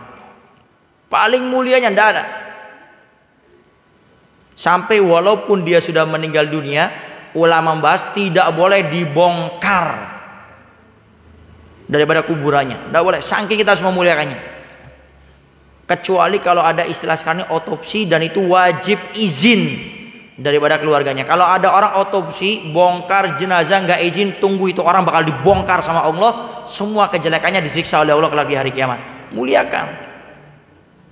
Tapi yang aneh, ada orang memelihara anjing keluar jutaan, bahkan sampai di salon, kan? Ada salon anjing itu katanya. Keluar, coba tanya tuh, salon anjing berapa? Ratusan ribu, bahkan mungkin jutaan. Kita potong rambut paling cuma 20.000, 25. Maka harus jujur di sini. Baik, kita fokus kepada pertanyaan. Merawat anjing boleh-boleh saja, tidak menjadi masalah. Tapi setelah Anda rawat, kalau itu liar Anda lepaskan. Tidak usah kita pelihara. Jadi kalau alasannya cuma kita ini pingin, apa tadi sini pertanyaan? Merawat karena dia lapar, ya rawat. Kemudian setelah itu dilepaskan. Tapi kalau seandainya kita pingin merawat dia dalam artian tinggal di tempat kita, penuhi syarat-syaratnya. Boleh kita memiliki anjing, ini bab memiliki anjing. Dengan syarat yang pertama adalah karena hajat, ada kebutuhan. Contoh, menjaga rumah. Atau yang kedua, kata para ulama, untuk berburu. Ya. Kemudian yang ketiga, karena untuk kepentingan negara, contoh, atau kepentingan umum. Seperti halnya apa itu kepolisian, ya kan, narkoba atau macam-macamnya. Nah, itu diperbolehkan. Tapi ini nggak ada kepentingan, cuma pingin ngerawat saja, itu tetap para ulama melarang, ya, diharamkan. Bahkan kata Nabi Muhammad SAW, barang siapa yang di rumahnya ada anjing, maka malaikat rahmat tidak akan masuk ke rumahnya. Makanya sebagian pun para ulama yang memelihara anjing untuk menjaga rumahnya, itu kandangnya pun tidak boleh di dalam. Sebagian mensyaratkan kandangnya harus di luar rumah, tidak boleh di dalam. Kemudian yang ketiga, yang punya anjing, ingat di sana ada hukum najis mughalladah. Awas, orang yang punya anjing kadang-kadang nggak perhatian nih, najis mughalladah, najis yang berat, najis yang besar. Kalau salah satunya ada yang basah, itu najis mughalladah. Manusianya basah, anjingnya kering, tetap najis mughalladah. Atau kebalikannya, anjingnya basah, orangnya kering, tetap najis, kecuali dua-duanya kering. Tapi siapa yang bisa mengelakkan kalau sudah di rumah? Susah. Hah? Makanya kalau tidak dalam keadaan darurat, nggak usah melihara anjing lah, ya. Kenapa? Karena itu takutnya tidak paham masalah najis. Ada beberapa orang itu memelihara anjing cuma awas saja, itu najis mughalladah, ya. Sehingga perhatikan masalah hal tersebut. Wallahu a'lam bishawab. Kemudian yang selanjutnya, banyak ya. Assalamualaikum Habib. Waalaikumsalam warahmatullahi wabarakatuh. Afan Habib izin bertanya, apa yang harus kita lakukan jika non muslim menyapa kita dengan assalamualaikum? Apakah perlu dijawab? Ada dua cara. Pertama, jawab waalaikum, selesai. Jangan tambahi assalam. Jawab waalaikum. Cukup seperti itu kata para ulama. Kalau kita waalaikumsalam kepadamu, apa? Assalam, keselamatan. Kita diharamkan dalam agama kita untuk mendoakan orang kafir selain mendoakan mereka masuk Islam. Selain mendoakan mereka mendapat hidayah taufik untuk memeluk agama Islam. Sehingga yang pertama solusinya jawab waalaikum. Solusi yang kedua langsung diarahkan ke yang lainnya. Contoh, assalamualaikum. Dari mana? Kok nggak kelihatan sih dari kemarin? Nah, langsung diarahkan ke yang lainnya. Tapi kalau ribet sudah waalaikum. Cuma kadang kalau kita jawab waalaikum, ntar ditanya kenapa nggak waalaikumsalam, ribet lagi ntar jawabnya. Ya, maka Al-Faqih lebih cenderung ke yang kedua ini. Jadi kalau ada orang non muslim mengucap assalamualaikum, langsung saja kita arahkan ke assalamualaikum. Dari mana? Kok saya nggak lihat kamu sih dari kemarin? Kok baru kelihatan sekarang? Diarahkan saja ke yang lainnya. Dan itu insya Allah lebih bijak. Wallahu a'lam bishawab. Assalamualaikum Habib. Waalaikumsalam warahmatullahi wabarakatuh. Apa kisah yang paling mengerikan saat maut menjemput? Keluar daripada iman. Karena orang itu kalau sudah sakaratul maut, itu yang maju bukan seton yang kecil-kecil, yang maju jenderal-jenderalnya iblis. Kenapa? Karena ini pintu terakhir. Kalau dia meninggal membawa iman, dia tidak akan jadi temannya di nerakanya Allah Subhanahu wa taala. Jadi yang paling mengerikan waktu sakaratul maut adalah tercabutnya kita punya iman. Sekelas Imam Malik, ada yang mengatakan Imam Ahmad bin Hambal, waktu sakaratul maut itu iblis datang kepada beliau sambil mengatakan wahai Ahmad ibn Hambal, atau ada yang mengatakan Imam Malik. Kalau yang Al-Faqih pernah dengar Imam Malik, wahai Imam Malik, kamu sudah terlepaskan daripada gangguanku. Imam Malik waktu itu ditalkin sama murid-muridnya dan anaknya, katakan la ilaha illallah. Imam Malik menjawabkan la, tidak. Ditalkin lagi la ilaha illallah. Imam Malik katakan la, tidak. Ditalkin lagi la ilaha illallah. Imam Malik menjawab la, tidak. Pingsan beliau. Setelah pingsan, kemudian ditanya oleh murid-muridnya, Imam Malik sama anak-anaknya, kenapa kok engkau tidak mengucapkan kalimat la ilaha illallah? Kata Imam Malik, waktu engkau ucapkan yang pertama, iblis datang kepada saya. Kemudian iblis mengatakan, ya Imam Malik, kamu sudah lepas daripada gangguanku. Aku katakan tidak, aku takut kena riya, sehingga aku takut meninggal dalam keadaan riya. Yang kedua Imam Malik katakan, kamu ahli ibadah, kamu orang soleh. Aku katakan la, tidak. Yang ketiga, kemudian dikatakan kamu sudah terlepas daripada nerakanya Allah. Kamu terlepas daripada gangguanku. Kata Imam Malik, tidak. Itu sekelas Imam Malik, orang alim, orang soleh, orang warok. Beliau itu tidak menyebutkan hadisnya Nabi Muhammad SAW kecuali beliau pakai pakaian yang paling bagus, beliau mandi dulu pakai minyak wangi, cari tempat yang tinggi. Sekelas Imam Malik seperti itu diganggu luar biasa. Nah pertanyaannya, orang kayak kita gimana ntar? Makanya baca, lakukan amalan-amalan yang sekiranya bisa memudahkan kita dalam keadaan sakaratul maut itu terlepas daripada gangguan iblis. Apa diantaranya? Siwak. Orang yang pakai siwak, diantara faedahnya, dia akan meninggal sakaratul maut dalam keadaan mudah. Artinya terlepas daripada gangguannya iblis. Pakai siwak. Ini siwak harganya cuma 6.000, 7.000, ya, tidak mahal. Tapi Anda, kita istiqomah pakai siwak, sholat 2 rakaat kata Nabi pakai siwak lebih afdol daripada 70 rakaat tanpa menggunakan siwak. Nabi waktu mau meninggal dunia, Nabi memelihatkan pandangannya kepada sahabat Abdullah bin Abu Bakar Siddiq, anak sahabat Abu Bakar As-Siddiq, saudara daripada Sayyidah Aisyah, istrinya Rasulullah. Sayyidah Aisyah perempuan cerdas, istri yang peka. Nabi lihat, ya Rasulullah, kamu pingin siwak? Baik, aku pingin siwak. Dengan menganggukkan kepalanya, Sayyidah Aisyah minta izin mengambil siwak sahabat Abdullah, kemudian dilembutkan. Kemudian diberikan kepada Nabi dan Nabi memakainya. Mau meninggal Nabi tetap pakai siwak. Bahkan dikatakan siwak, orang yang pakai siwak akan dapat ridhonya Allah. Ridhonya Allah tidak ada yang tahu. Tapi orang pakai siwak dijanjikan akan dapat ridhonya Allah Subhanahu wa taala. Siwak ini jangan ditinggalkan. Wallahu a'lam bishawab. Kemudian yang ketiga, Assalamualaikum Habib. Waalaikumsalam warahmatullahi wabarakatuh. Apa yang harus kita siapkan agar wafat dalam keadaan husnul khotimah? Mulai saat ini istiqomah dalam kebaikan.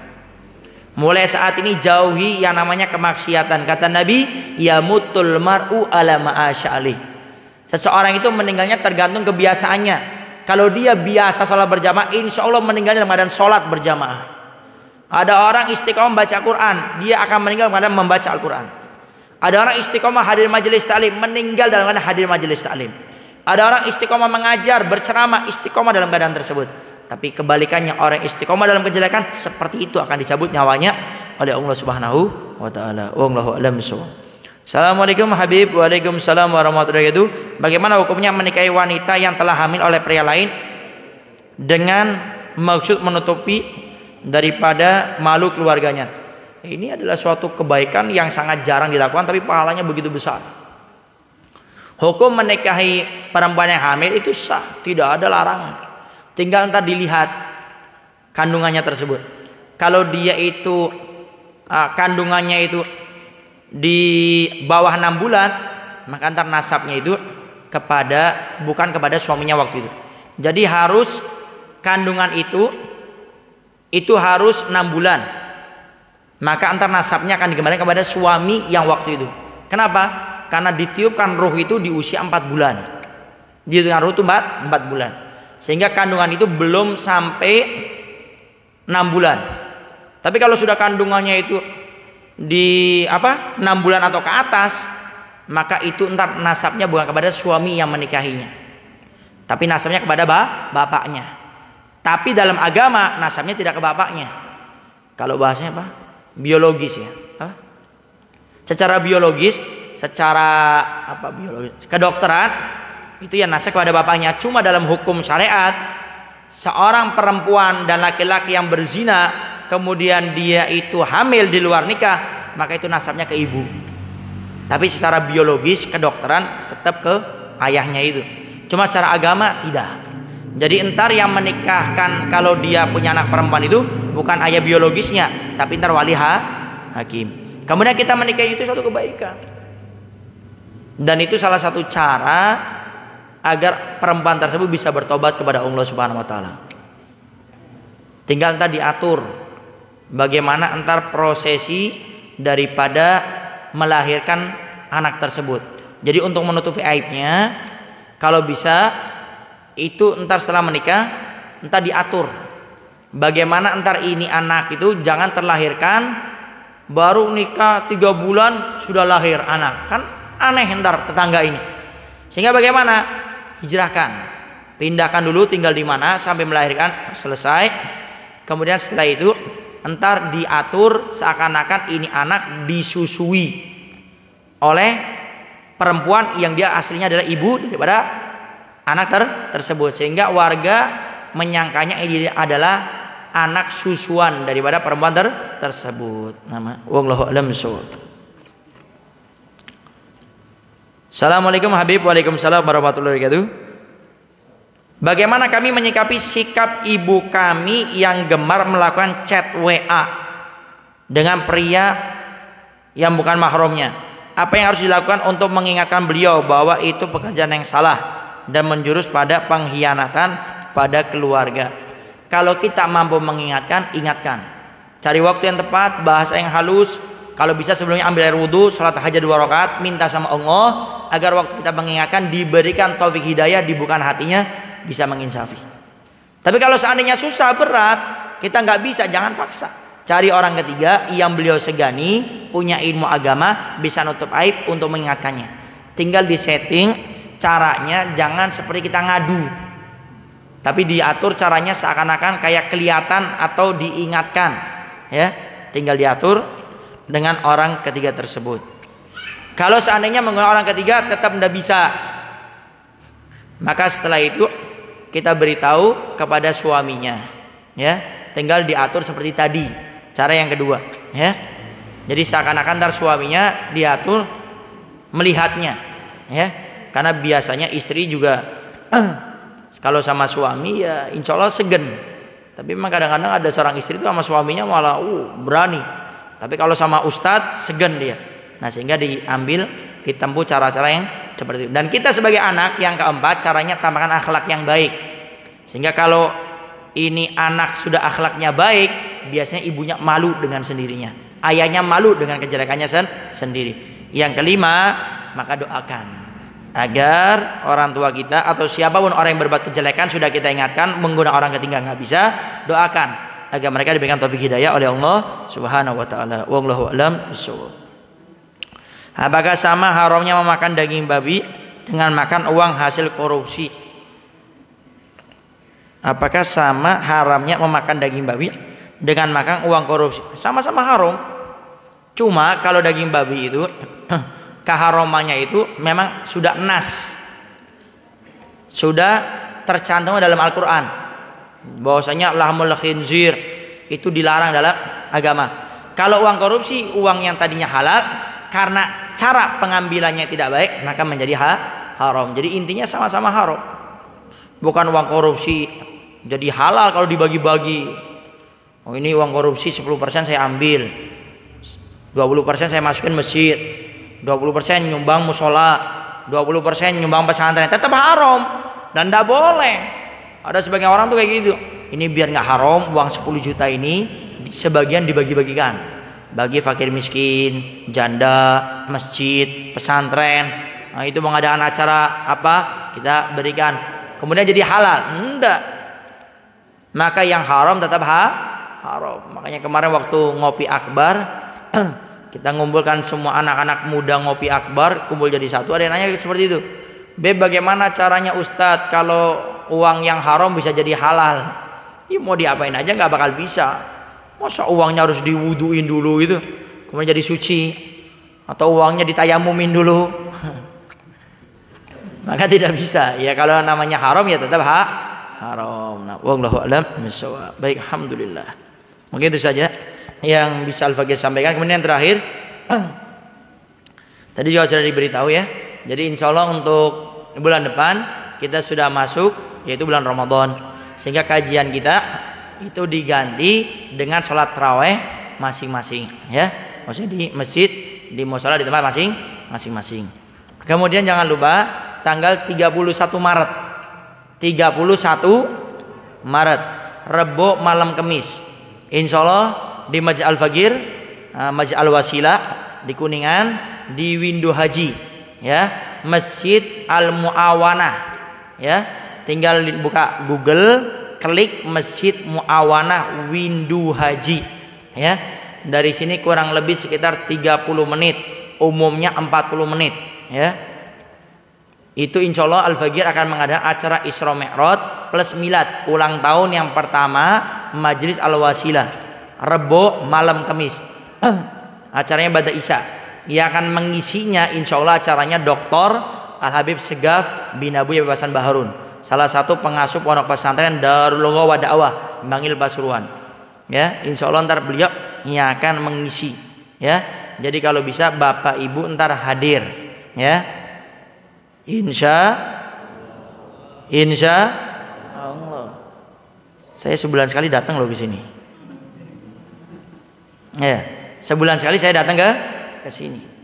Kalau dulu Cirebon agak dekat, ini Kuningan agak jauh, tapi saya tetap namanya rutinan saya datang. Kayak tadi itu rencana saya punya acara di Cirebon kalau nggak salah tadi itu. Cuma ala kulli hal nggak jadi. Ini saya sebulan sekali datang. Datang kan Bu, saya sebulan sekali. Pak datang ya. Ini saya cuma minta setahun sekali. Ya, kan nggak pernah datang ke masjid saya. Pernah ke Kuningan, Windu Haji. Saya malam Kamis, nggak pernah datang kan? Saya cuma minta setahun sekali. Ya.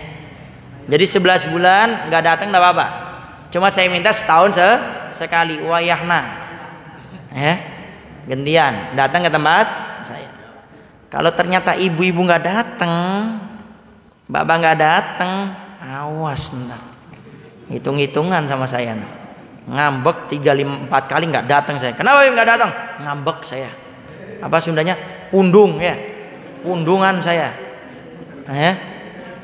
Dikit-dikit bisa lah, sekedik abdi mah Sunda tiasa insyaallah ya.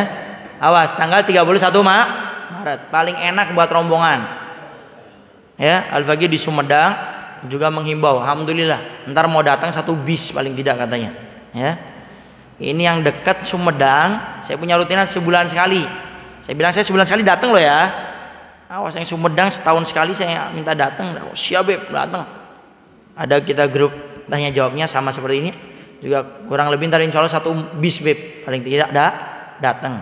Ada yang pakai mobil pribadi cuma sebagian besar ntar insya Allah pakai bis Beb datang. Itu Sumedang. Al-Fagir punya rutinan dekat Masjid Agung. Dari Kuningan Al-Fagir sana 3,5 jam. Itu datang 3 jam setengah. Ini di Sindang Kasih beber cuma setengah jam, 40 menit lah lama-lamanya. Nggak datang, awas hitung-hitungan ntar. Ya Ustaz ya, nah, Kang Edi, awas hitung-hitungan ntar. Pundung ntar. Baik, wayahna ya. Baik, mungkin itu saja yang bisa Al-Fagir sampaikan. Jangan lupa 31 Maret. Mungkin itu saja yang bisa Al-Fagir sampaikan. Jadi kalau bisa paling enak tuh pakai rombongan, paling enak ya. Pakai apa? Angkot ya, angkot ya. Pakai angkot. Ada yang pernah ke SI Syarul Islam? Ada. Dari sini pakai angkot. Berapa kira-kira? 10.000 ada? Lebih? 10 ada? Ada 10.000? Sekitar 10.000, bolak-balik 20.000. Dari sekarang nyelengin Bu. Masih ada waktu sekitar 10 hari lah. Nyelengin sehari 2.000 perak buat ntar ongkos ke Windu Haji ya. Ntar saya absen loh ya. Mana nih Ustaz? Mana Ustaz ini ya? Kang Edi mana nih? Ada Beb berapa orang? Saya Beb. Mana lagi? Saya Beb. Oh saya antum terus nggak ada yang lain. Nanti absen ntar sama saya. Belakang mana? Rumah. Baik, mungkin itu saja yang bisa Al-Fagir sampaikan. Kurang lebihnya Al-Fagir minta maaf dan mohon doanya. Mudah-mudahan acaranya dimudahkan oleh Allah, diberi kelancaran semuanya insyaallah.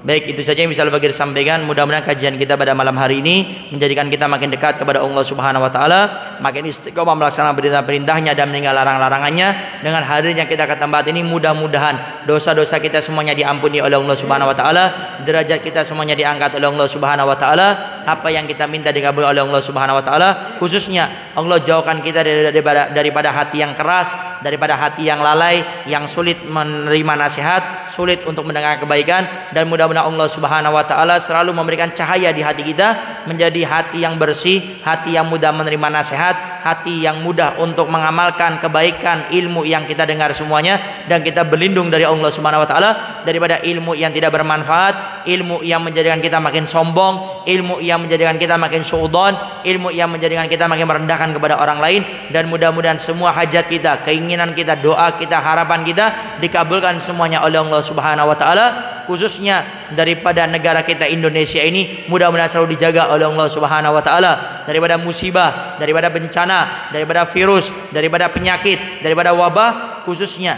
daripada manusia-manusia yang berniat tidak baik kepada negara kita Indonesia ini. Mudah-mudahan mereka semuanya diberikan taufik hidayah oleh Allah Subhanahu wa taala, atau Allah binasakan dengan caranya Allah Subhanahu wa taala. Rabbana atina fid dunya hasanah wa fil akhirati hasanah wa qina adzabannar. Wa sallallahu ala sayyidina Muhammadin wa ala alihi washabihi wasallama walhamdulillahi rabbil alamin. Al-Fatihah.